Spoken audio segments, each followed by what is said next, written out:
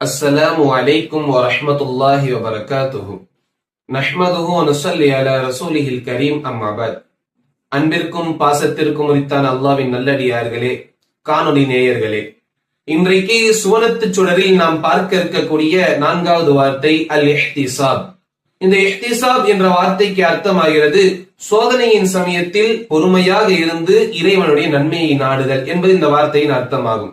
இறைவன் தன் திருமறையிலே கூறும் பொழுது இவ்வாறாக கூறுகிறான், இறைவனே எங்களுக்கு போதுமானவன், அதை போல இறைவனே மிக சிறந்த பாதுகாவலன் என்று கூறியிருக்கிறான்.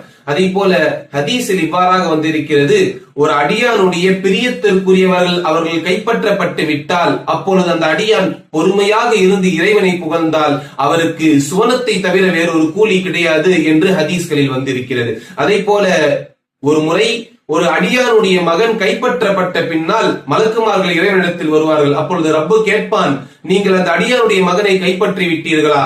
ஆம் என்று பதில் அளிப்பார்கள். பிறகு மீண்டும் கேட்பான், அந்த பாசத்திற்குரிய மகனை நீங்கள் கைப்பற்றி விட்டீர்களா?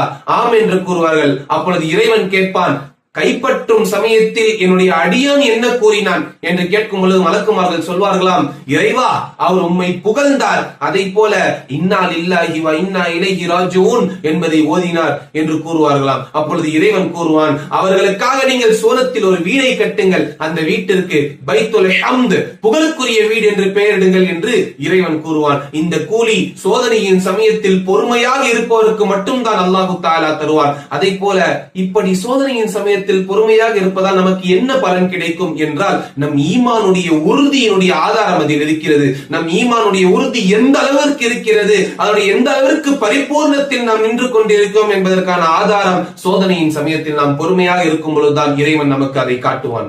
எனவே வல்லோன் அல்லாஹ் சோதனையின் சமயத்தில் சாதனை படைப்பவர்களாக நம் அனைவரையும் ஆக்கி அருள் புரிவானாக.